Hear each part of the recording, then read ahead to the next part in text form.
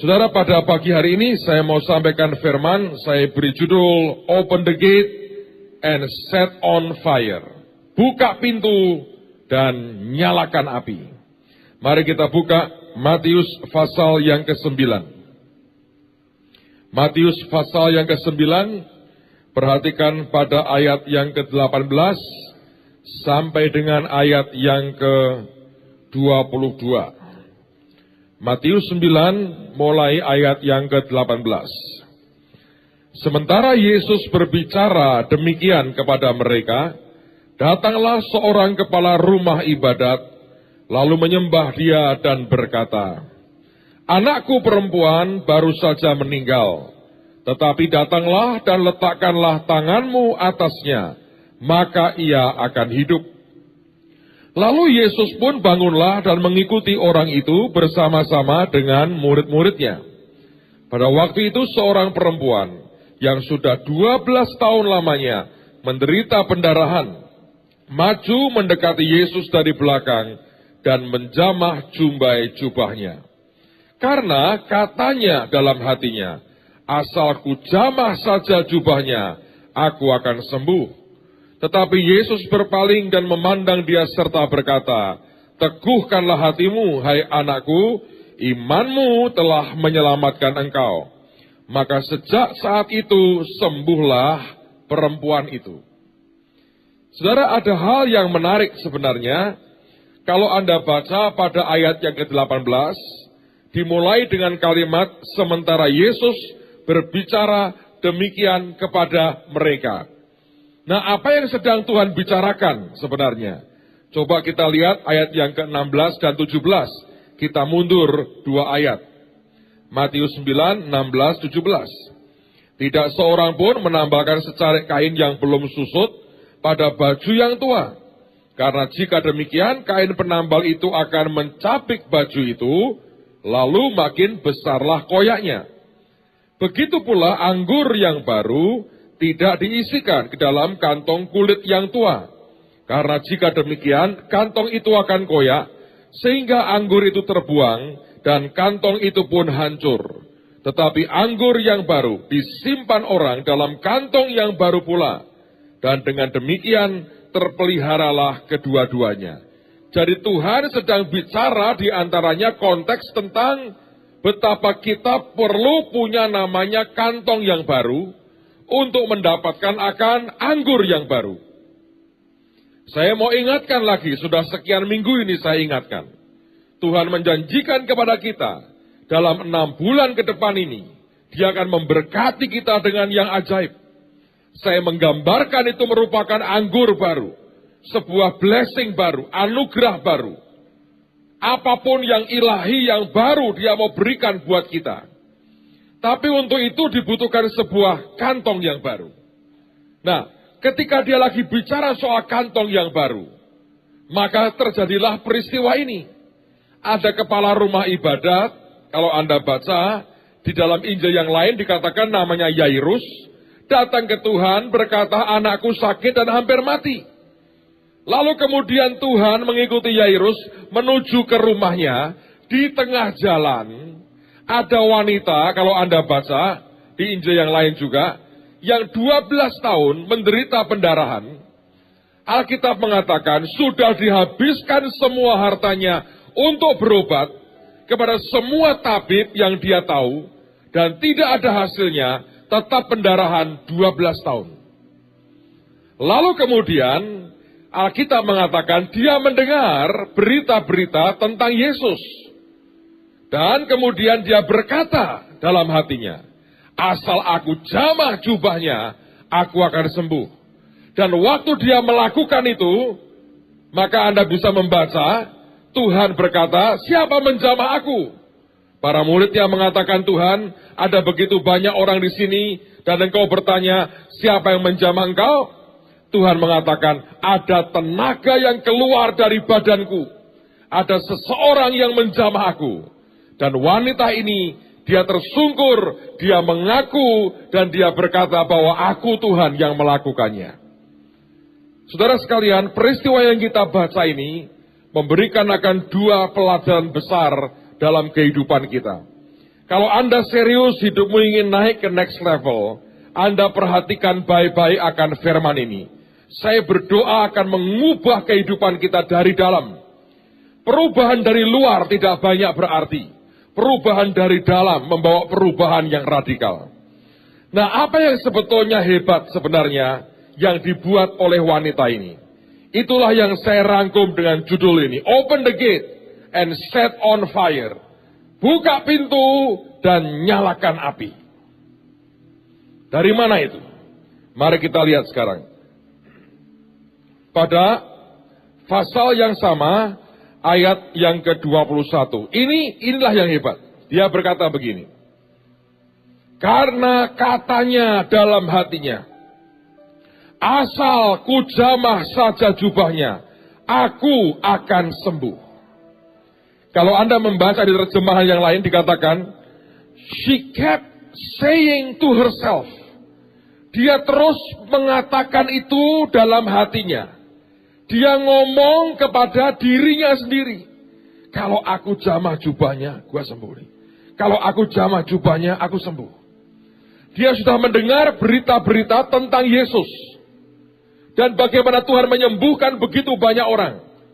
Maka kemudian yang masuk di pikirannya adalah, inilah manusia, inilah Tuhan yang begitu berkuasa. Dan dia berkata, aku yakin seluruh badannya dilingkupi kuasa. Dan tidak usah aku ngomong sama dia, cukup aku jamah ujung jubahnya, aku akan sembuh. Dan Alkitab berkata, she kept saying to herself. Dia terus mengucapkan itu dalam dirinya kepada dirinya sendiri.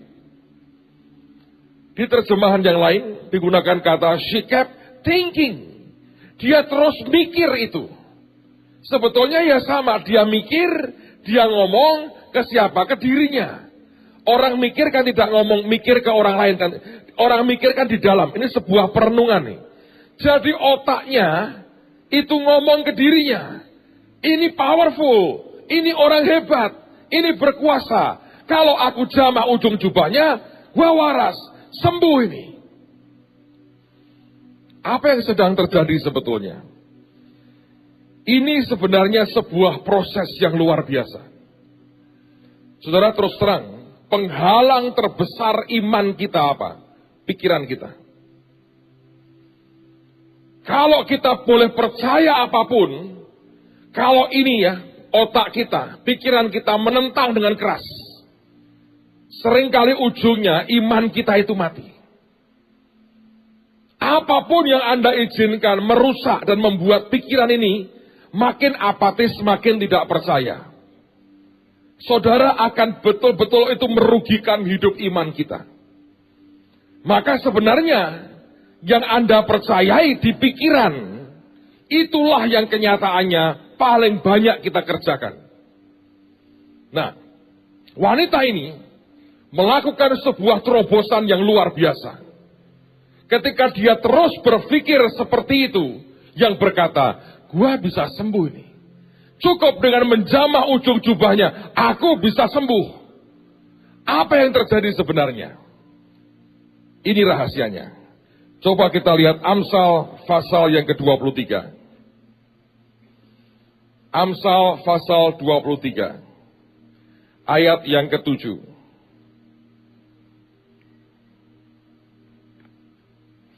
Amsal 23. Ayat yang ke-7. Sebab seperti orang yang membuat perhitungan dalam dirinya sendiri, demikianlah ia. Bahasa Inggrisnya bagus.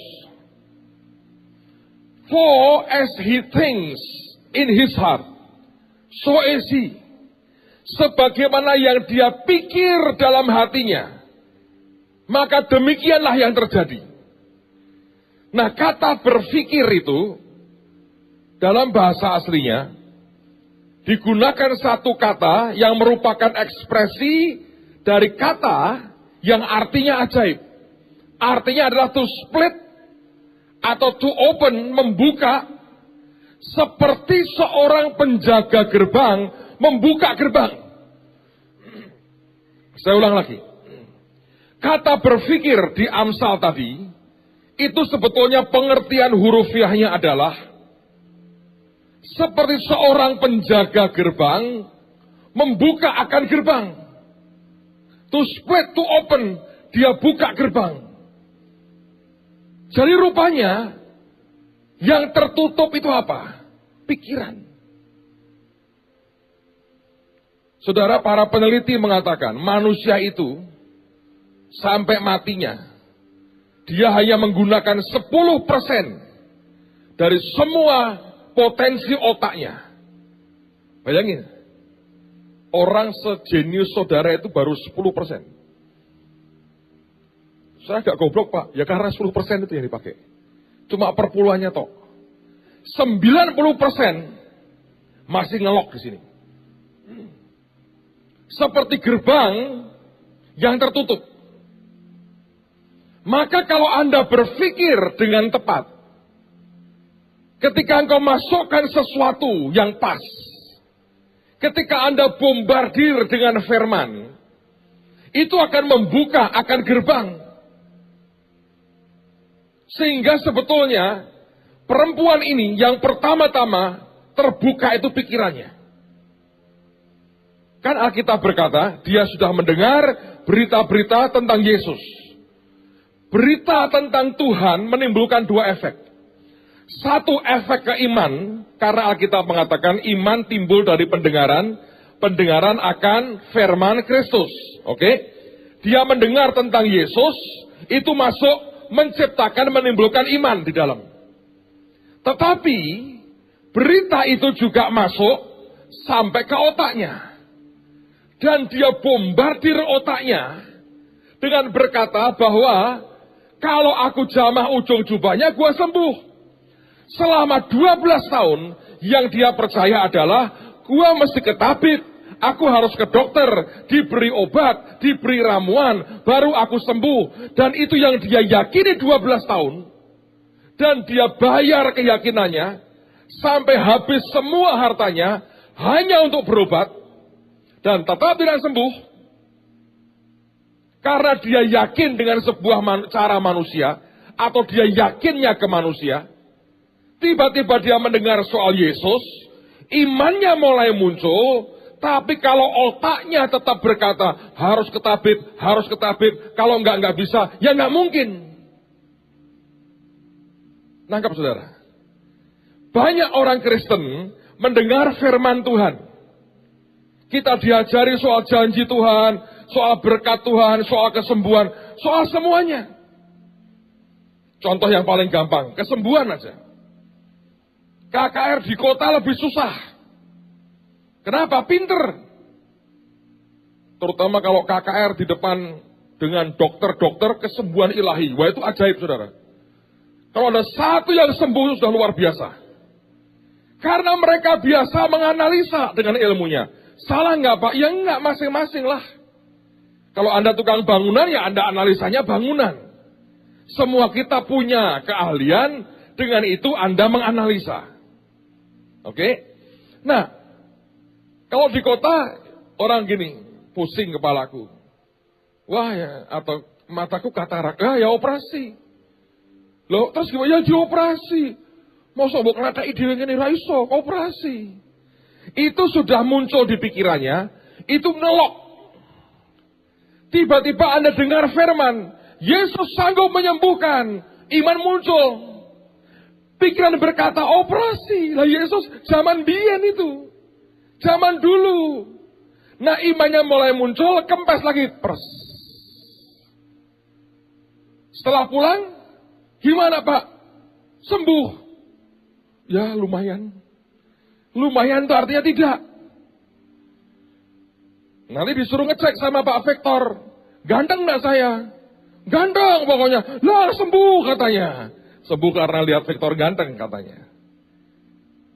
Tapi sebetulnya ya dia berkata di hati, sepodo wae. Kenapa? Lah ora operasi, tidak operasi. Ngerti saudara? Tapi wanita ini hebat. Dia mendengar berita soal Yesus. Itu perkataan firman tentang Yesus yang adalah firman menimbulkan iman dalam dirinya. Nah, ini loh, yang nutup ini dibombardir. Dia terus ngomong ke dirinya dan kepikirannya. Tidak usah lagi tabib, jamah jubahnya, sembuh. Untuk orang-orang sederhana, kalau Anda KKR di daerah-daerah, itu orang-orang desa yang simple. Anda diceritain ini loh, ada orang nek doa sakti mujarab. Nggih, percaya. Waras. Tumbangi tangan, benjolan hilang. Lah kita tambah 3. Kenapa? Imannya mau mulai tumbuh, ininya nggak bisa ngikuti. Nah ini yang terjadi, misalnya begini. Anda mendengar janji Tuhan begini, Anda akan diberkati 6 bulan ini. Wah, iman pertama, amin. Begitu berkat kan nyamber banget, saudara. Amin. Pikir berkata, lah kue pengangguran, no.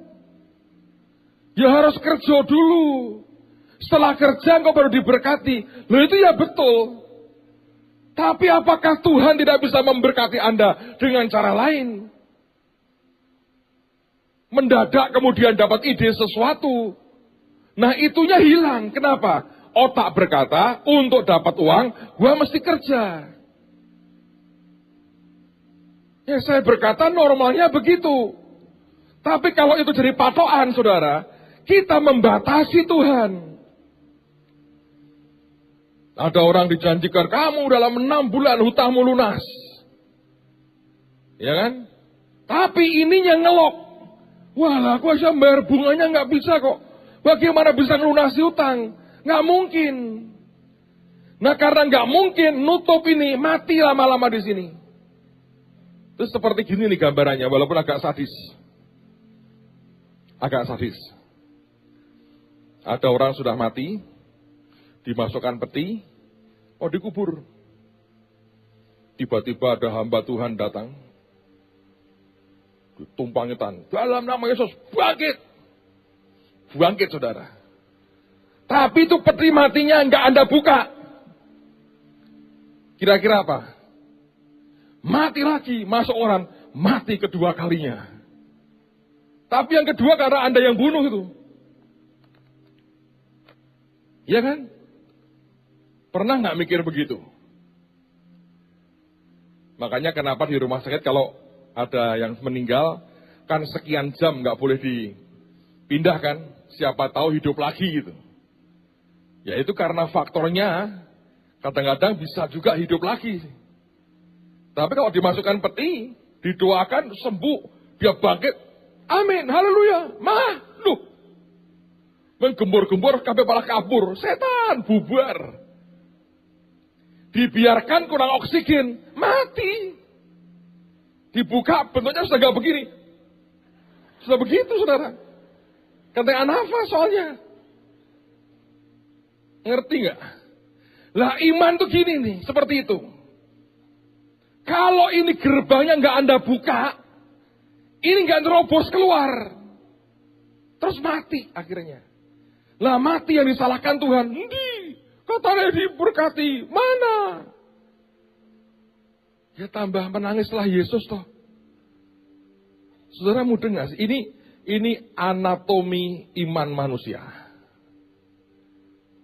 Saudara mesti ngerti. Ini harus dipahami. Karena ini besar sekali artinya. Karena itu harus bagaimana Pak? Ini ya harus dibombardir. Dengan apa? Banyak hal. Yang sopan adalah pakai kunci kebenaran. Ingat kata Yesus, kamu akan mengetahui kebenaran dan kebenaran itu akan memerdekakan kamu. Unlock the gate. You shall know the truth and the truth shall make you free. Kamu akan mengerti, mengetahui, mengenal kebenaran. Dan kebenaran itu akan membuat engkau merdeka. Artinya ada pintu, ada gembok yang dibongkar, dibuka, boom, Anda keluar. I'm free. Nangkep saudara? Di dalam diri kita ini, di otak kita ini, ada otak yang orang berkata conscious dan subconscious. Ada otak sadar dan bawah sadar. Yang berbahaya karena kita nggak ngeh, yang bawah sadar. Ada seorang peneliti, dia punya pengalaman dengan istrinya sendiri. Dia berkata begini, istrinya ini ketika masih kecil, tiap kali minta uang ke mamahnya, dijawab begini, mamah nggak punya uang, minta papa. Datang ke papahnya, minta uang pak. Buat apa? Buat ini kasih. Tiap kali minta uang ke mamahnya, jawabannya sama, mamah tidak punya uang, yang punya uang papa. Itu terjadi bertahun-tahun dalam hidupnya. Dan itu hal yang kelihatannya nggak apa-apa toh. Tapi karena ada pengulangan terus seperti itu, maka masuk di subconsciousnya. Ketika dia menikah, dia jadi istri yang baik. Dan dia jadi seorang ibu yang baik. Dan dia bekerja keras dan rajinnya luar biasa. Tapi aneh. Tiap kali kerja apapun, tidak pernah berhasil. Apapun yang disentuh gagal. Nggak pernah jadi. Ketika diteliti, akhirnya suaminya berkata, ada yang salah di subconsciousmu. Yang mengatakan begini kepada dia, istri nggak punya uang. Mama itu nggak punya duit. Itu sepertinya membuat sebuah saya nggak tahu itu, aura nolak duit. Karena dia istri kan, istri nggak punya duit. Coba bayangin, bahwa ternyata yang di bawah sadar kita ini bisa mempengaruhi Anda begitu rupa tanpa Anda mengerti. Makanya bombardir dengan firman. Itu akan membakar, menghancurkan semua yang keliru dan diganti dengan kebenaran. Coba kita lihat beberapa ayat. Lukas pasal yang ke-24. Ingat loh, kalau Anda memperkatakan firman dan sebagainya, tugas itu tujuannya adalah supaya gerbangnya terbuka. Lukas 24. Ini cara halus, saudara, cara halus untuk membuka akan gerbang pikiran kita. Lukas 24, ayat yang ke-45. Lalu ia membuka pikiran mereka, saya suka istilahnya. Lalu ia membuka pikiran mereka. Karena memang pikiran itu seperti gerbang. Kalau nggak dibuka, nggak bisa. Nah, ada saat-saatnya Tuhan membuka pikiran kita. Dan dikatakan, sehingga mereka mengerti kitab suci. Kata mengerti itu begini. Kebenaran, dia bisa ngerangkai dan dirangkum. Oh, begini kesimpulannya. Itu Tuhan yang memberikan.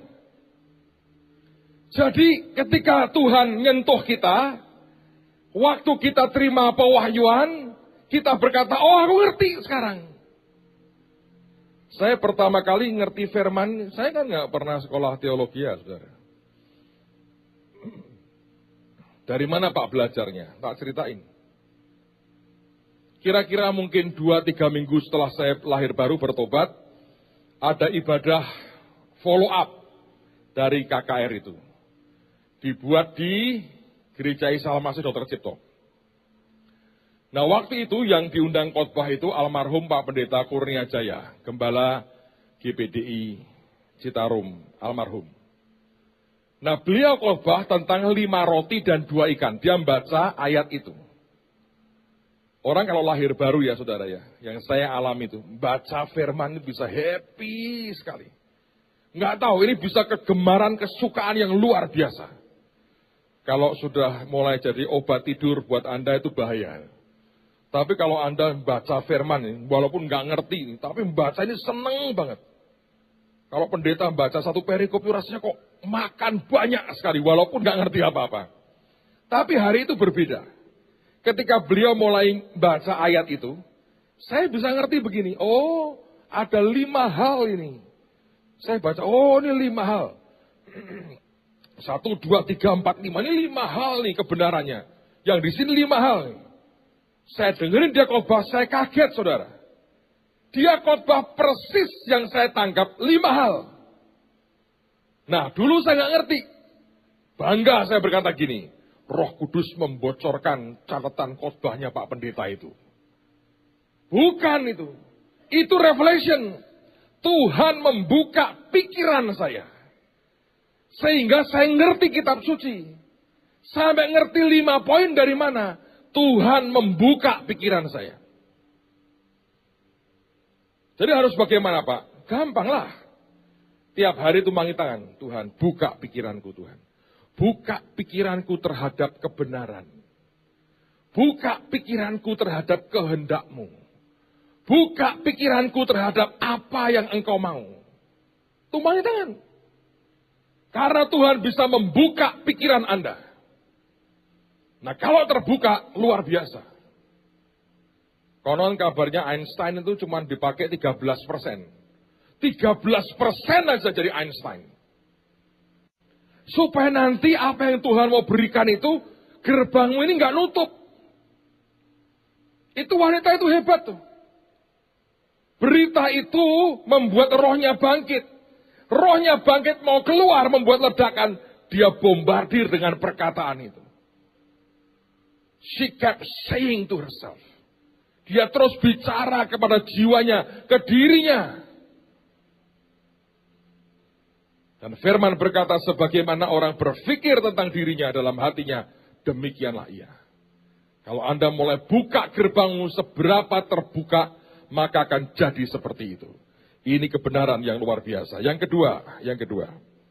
Coba lihat sekarang pada Efesus pasal yang keempat. Nah sebelum itu kita lihat dulu Filipi. Filipi 4 ayat yang ke-8. Filipi pasal 4 ayat yang ke-8. Saya baca mulai ayat yang ke-7 lah. Filipi 4 ayat yang 7. Damai sejahtera Allah yang melampaui segala akal. Jadi apa yang Anda pikirkan ini ada yang bisa melampaui. Yaitu yang membuat teduh pikiranmu itu apa? Damai sejahtera Allah. Yang melampaui segala akal. Akan memelihara hati dan pikiranmu dalam Kristus Yesus. Pikiranmu itu harus dipelihara. Dengan damai sejahtera. Nek kepanasan nggak bagus. Nanti kayak mesin mobil kurang air, ngulet semua. Ini kayak panas, persoalan saudara, nggak bagus. Malah rotok miring-miring begini. Kepanasan. Harus dipelihara. Ya toh? Dengan apa? Damai sejahtera Allah. Memelihara akan hati dan pikiranmu dalam Kristus Yesus. Nah, bagaimana caranya? Ayat 8. Jadi akhirnya, kesimpulannya, saudara-saudara, semua yang benar, semua yang mulia, semua yang adil, semua yang suci, semua yang manis, semua yang sedap didengar, semua yang disebut kebajikan dan patut dipuji, pikirkanlah semuanya itu. Pikirkan itu. Semua yang positif, pikirkan. Nah, kenapa harus begitu? Dengan apa Pak cara mikirkannya? Omongi pakai firman. Dibombardir pakai firman. Kenapa perlu Pak? Yang semua itu dimasukkan ke pikiran kita. Ini masalahnya. Coba lihat lagi. Efesus sekarang, pasal yang keempat. Ayat yang ke-23. Ada ayat yang cukup aneh. Saya baca dulu bahasa Indonesianya ya. Nanti di rumah Anda boleh cek bahasa Inggrisnya. Aneh ini. Dikatakan, supaya kamu dibaharui di dalam roh dan pikiranmu. Sebetulnya bukan roh dan pikiran. Kalau Anda cek dalam terjemahannya dikatakan be renewed, dibaharui, mendapatkan bentuk yang baru in the spirit of your mind. Di dalam roh pikiranmu. Lalu orang berkata, loh pikiran punya roh Pak. Itu bukan kayak roh pikiran gentayangan keluar, gitu enggak. Saya lebih pakai istilah mungkin ruh, bukan roh. Sesuatu yang esensi di belakang itu. Ngerti saudara? Jadi kalau ini adalah pikiranmu, ada yang ngeliputi ini. Ini the spirit of your mind. Kalau ada orang, misalnya ya, main bola gitu ya. Orang berkata, wah ini rohnya sudah roh judi nih. Artinya di belakang itu tuh niatnya itu bukan main bola, tapi mau judi. Bisa kan? Itu ruhnya. Ada esensi di balik semua itu yang melingkupi akan pikiranmu. Nah ini mempengaruhi ini. Walaupun nggak kelihatan. Contoh ya. Kalau Anda di ruang makanmu tiba-tiba ada bangkai tikus di bawah mejamu. Baunya bangkai itu, walaupun ya, di mejamu itu makanan paling enak sesemarang ditaruh di situ. Di bawahmu ada bau bangkai busuk, bau tikus. Mati atau kucing mati. Nggak mungkin orang berkata, wah nikmat ini, bau begini buat makan tambah lapar. Nggak mungkin. Ngerti nggak? Karena esensinya, ruhnya, atmosfernya, di dalam ruang itu sudah bangkai. Nggak ada nikmat lagi. Nah otak kita, pikiran juga sama. Ini apa yang muncul, yang sering kali ada ini apa? Ada orang yang ruhnya, spiritnya ini, ngeritik orang terus. Apapun gak pernah dia ngomongin baik. Ada yang otaknya ini cuma iri terus. Ada yang otaknya begini, gimana caranya nipu orang terus. Ini bagaimana dapat duitnya, nipu siapa lagi ya. Itu munculnya begitu. Nah itu harus dibaharui. Itulah gembok-gemboknya yang membuat otak kita ini seperti berontak dan tidak mau nurut dengan apa yang Tuhan mau. Dengan apa Pak? Firman. Mau gak mau? Hidup dan mati dikuasai lidah. Siapa suka menggemakan dia makan buahnya. Ini buka gerbang di sini loh saudara. Harus dibombardir, makanya baca firman. Pak nggak mudeng Pak, yang membuat mudeng itu Roh Kudus. Anda nggak akan mudeng. Nah kan saya harus sekolah Alkitab, saya beritahu ya. Kalau manusia mudeng sendiri, nggak mungkin gereja itu teologianya macam-macam. Makin belajar makin mumet saudara. Nurut Tuhan, sudah. Kok goblok-goblokan? Nah itu pinter-pinteran saudara. Yang penting hasilnya ajaib. Yang Tuhan mau jadi, kan selesai.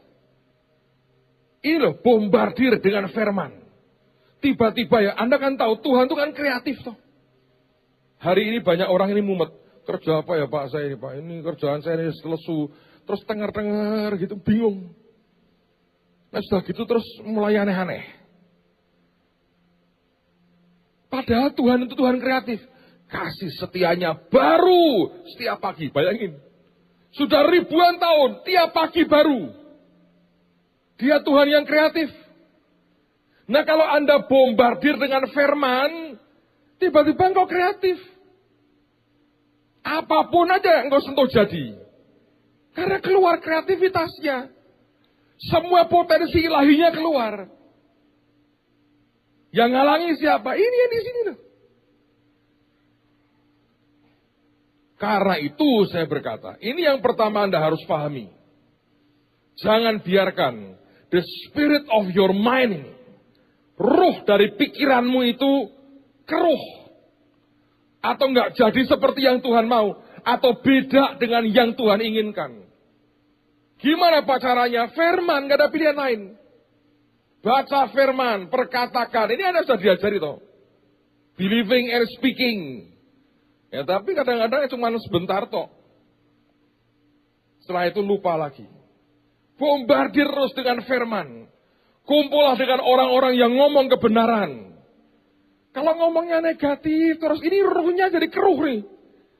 Mau diapain gak bisa. Ayo saya buka lah, buka gimana? Gemboknya di mana aja gak kelihatan. Saking pekatnya dengan banyak hal kotor. Dan yang Tuhan tidak suka dan yang negatif. Dalam pikiran kita. So saya berdoa. Mulai hari ini kita punya cara berpikir yang berbeda. Semuanya beda. Oleh karena apa? Kita mulai buka gerbang ini. Kalau ini kebuka, saudara, ajaib sekali. Benar. Tuhan tuh berikan kreativitas luar biasa. Saya baru ngomong ini adalah bicara soal yang 90% yang masih di-lock, dikunci loh. Belum seperti pewahyuan-pewahyuan yang Tuhan mau berikan dalam kehidupan kita.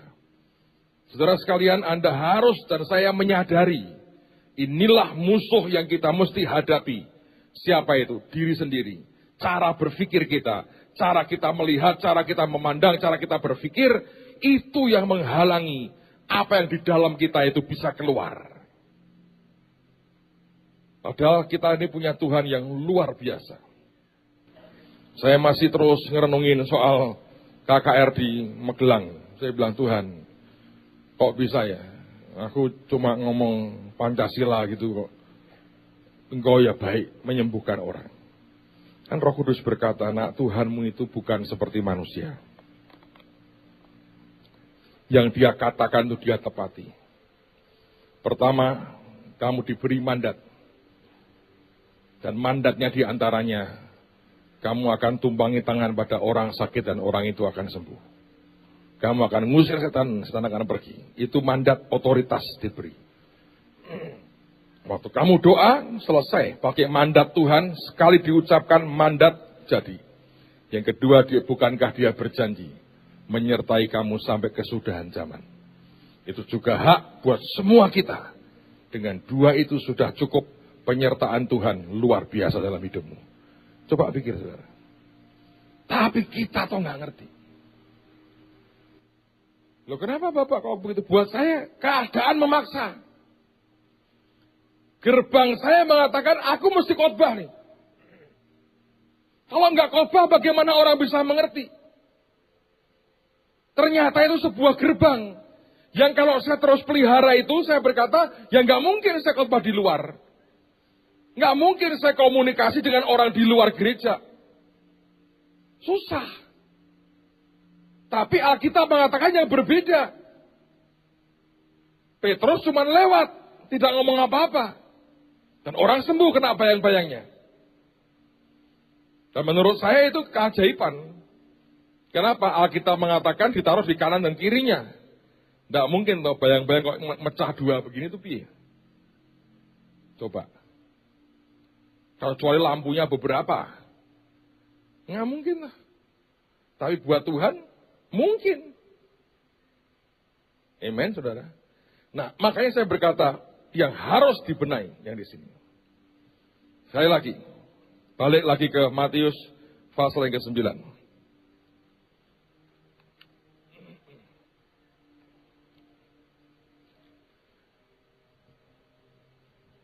Ayat 21, saya akan ulang lagi baca ini buat saudara.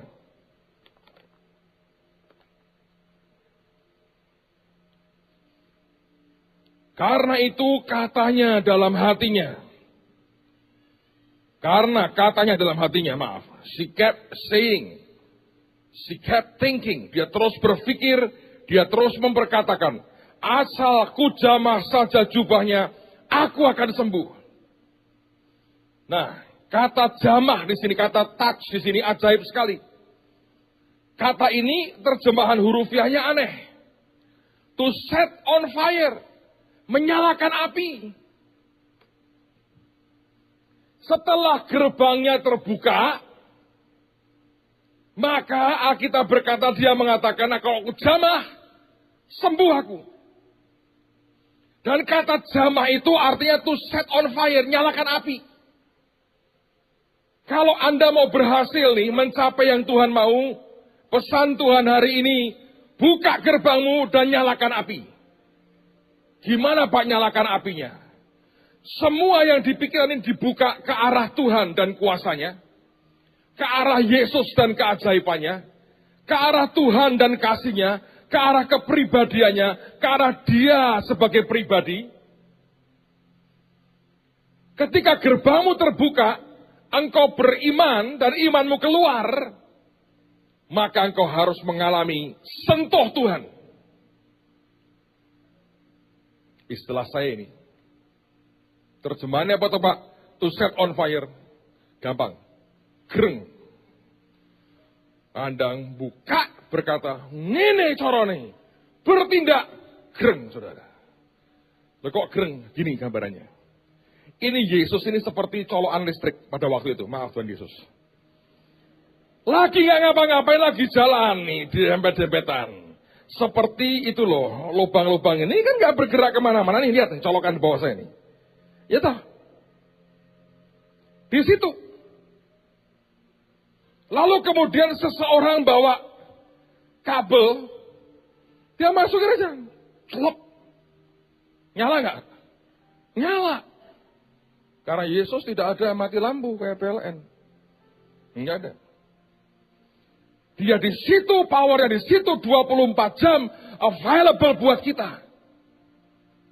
Pikiran yang terbuka ini membuat kita ini keluar bawa kabel. Lalu kemudian kita berkata, Yesus, kebuka nih, kalau aku begini-gini nih. Nah, siapa yang memberi pengertian gini-gini itu? Ya Roh Kudus. Tapi siapa yang membuat itu terwujudkan di bentuk kita? Ya pikiran, cek gitu. Gini caranya. Keluar idenya. Anda tindakan nih, nyalain. Anda bawa TV ya nyalanya TV, bawa speaker ya keluar suaranya. Anda bawa handphone ya di charge. Anything, anytime, anywhere.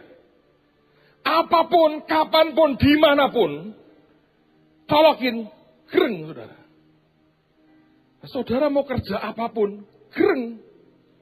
Loh kok berhasil? Greng aku soalnya. Greng apa? Yesus. Kok so mikir ngono? Tak buka gerbangku. Pakai apa? Firman. Bombardir pakai firman. Buka itu gerbangnya. Setelah buka, nyalakan apinya. Nah itu Tuhan itu diem aja loh. Dia bahkan tanda petik ini secara manusia tidak tahu ada wanita. Kira-kira ini lagi mencoba merangkak mendekati dia dari belakang. Nggak tahu. Dia cuma kaget. Apa itu? Gereng. Ada tenaga yang keluar. Metranya ketok jalan. Muter. Siapa menjamah aku? Enggak ada Tuhan. Semua orang bersaksi. Enggak ada orang jamah aku. Ada tenaga yang keluar dari badanku. Ngaku. Dan hari itu juga. Seketika itu juga. Dia dipulihkan. Disembuhkan. Itu rahasianya. Tapi kalau Anda biarkan ini. Terus tertutup. Masalah. Pak Hengki cerita tadi. Ada seorang profesor dari mana? Stanford ya. Dia tadinya mahasiswa. Dan dia namanya Josh katanya. Saya dengar dari Pak Hengki tadi pagi. Dia itu datang ke kampus telat. Pelajarannya sudah selesai. Matematika. Muridnya sudah mulai bubar, profesornya sudah pergi, dia datang. Kelasnya kosong. Nah dia bingung, diajari apa tadi ya? Nggak ngerti. Di papan tulis di depan itu ada 2 soal matematika ditulis di situ. Dia nggak tahu itu apa. Lalu dia berpikir begini, oh ini pasti PR nih. Terus dia salin di bukunya. Dia pulang ke rumah. Berminggu-minggu dia coba pecahkan soal itu. Dan susah sekali. Sampai orang ini berkata gini, profesorku ini kok membuat soal PR kok susahnya kayak begini toh. Dia coba. Akhirnya dia pecahkan satu ya. Terus dia tulis di paper, terus dia taruh di meja profesornya. Beberapa saat kemudian si profesor ke mejanya, lihat akan papernya, loh kok ada paper ini? Dilihat, loh. Ini kan soal di papan tulis. Seorang muridnya memecahkan akan persoalan di matematika itu. Dilihat, bener loh. Iya nih, masuk pecah ini akhirnya. Ini soal ini akhirnya terpecahkan. Wah, jenius. Dia panggil anak. Kamu saya buat ini? Iya. Kenapa lu buat? Lah itu kan PR. Jadi, ya saya coba. Terus, ya itu hasilnya. Profesornya berkata, tahu nggak? Untung lu tidak datang waktu saya ngajar. Karena saya menerangkan ke murid-murid. 2 soal ini adalah 2 soal paling sulit di seluruh dunia. Dan sampai sekarang tidak ada orang yang berhasil memecahkannya. Tapi karena dia nggak dengar bahwa tidak ada yang berhasil memecahkan di seluruh dunia, dia coba pecahkan. Benar nggak, saudara? Artinya itu ruhnya itu loh. Ini saya beritahu gini. Saudara-saudara, di polder Tawang itu, dalamnya ada berlian 30 ton. Tapi sudah 1000 orang mencoba itu ya. Cuma nyelam sebentar, terus lumpuh, terus buta, terus bisu, terus boroken, terus akhirnya mati separuh, kena stroke, ada jantungan. Kira-kira 500 orang mati, 500 sisanya cacat seumur hidup. Anda mau coba nggak kira-kira? Tapi kalau saya bilang, ini kabar bener. Saya tadi malam dimimpani Mikael, Gabriel, Rafael datang ngomong di polder Tawang itu walaupun bau, nyelmo, wono berlian 30 ton. Wah langsung, orang barbar toko bayi, langsung bubar semua ke polder Tawang, nyelam semua. Karena saya tidak ngomong ke Anda, 1000 orang wis celaka. Informasi yang berkata ini nggak mungkin. Itu ruh, the spirit of your mind sudah kena begitu. Nah kita ini terlalu banyak mendengar yang dunia katakan. Tidak pernah lebih daripada apa yang roh Tuhan dan firman katakan. Makanya yang masuk di sini begitu. Nangkap saudara. Daud itu lain lagi kalau Daud. Daud itu lain lagi. Yang dibombardir, dilawan tuh rohnya. Gini. Masih banyak waktu, tenang aja. Kalau Gideon. Goliat kan tiap hari itu orang Israel tuh antik. Tiap pagi, baris tuh, tentaran. Alkitab berkata membuat sorak perang. Orang Filistin ngomong gini. Goliat lu maju. Goliat teriak-teriak. Udah nggak usah teriak-teriak. Suruh pendekarmu satu ngadepin gua. Yang kalah jadi budak yang menang. Begitu lihat orang tinggi gede teriak gitu. Ini barisan kabur. Kabur. Sembunyi. Tiap pagi. Berminggu-minggu. Cuma baris teriak-teriak bubar. Baris teriak-teriak bubar. Tidak ada orang yang berani. Daud datang. Ngirim makanan. Dan dia lihat itu. Baris teriak-teriak bubar. Baris teriak-teriak bubar. Dan dia dimarahin kakaknya.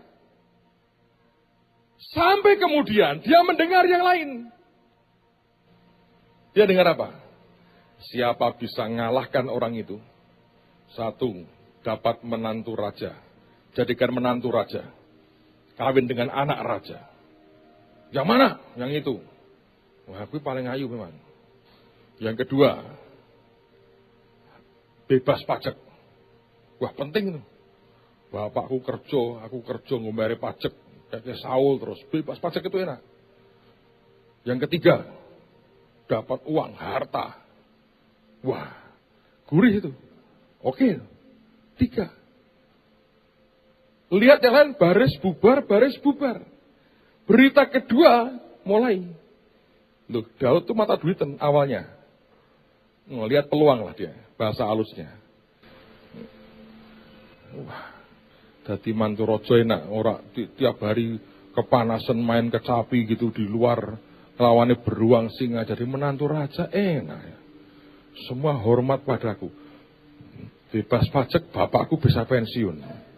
Duit banyak, asik ini. Dia bilang, berani. Ngerti gak saudara? Yang lain soalnya terlalu rohani. Tidak mau harta. Nggak mau. Kita Tidak mau harta, kita orang-orang baik-baik. Ditawari gitu, nggak ngerubah apa-apa. Saudara, tahukah Anda Yesus berkata, orang dunia lebih cerdik terhadap sesamanya dibandingkan anak-anak terang. Karena begitu. Ruhnya ini sudah ruh orang agresif. Nah, kita tidak boleh terikat dengan harta seperti itu. Tapi juga kita tidak boleh diam. Karena Tuhan ingin memberkati anak-anaknya. Saya berdoa Anda ngerti itu. Bombardir terus dengan perkataan firman. Sampai membuka itu. Dan firman itu akibat yang berikutnya di dalam menghasilkan apa? Iman. Anda punya pengertian, imanmu ngerti harus seperti apa. Ada tindakan konkret yang akan Anda buat. Lakukan. Gereng tadi saudara. Nyetrum. Itu set on fire. Api dinyalakan. Boom. Maka apapun jadi itu. Saya yakin janji Tuhan tidak berlebihan buat kita. Tidak ada yang terlalu besar. Membuat dia berkata, wah yang itu aku nggak bisa. Masalahnya adalah diblokir di sini. Lihat hamba yang punya talenta 1. Tuhan, aku tahu engkau Tuhan yang kejam. Otaknya itu, ruhnya itu sudah kayak begitu. Ini kejam, ini aku diperes, nggak bisa, gitu aja. Yang terjadi apa? Tidak menghasilkan apapun. Karena gerbangnya belum terbuka. Dan apinya belum dinyalakan. So let's open the gate and set on fire. Mari buka pikiran dan nyalakan apinya. Amen, saudara.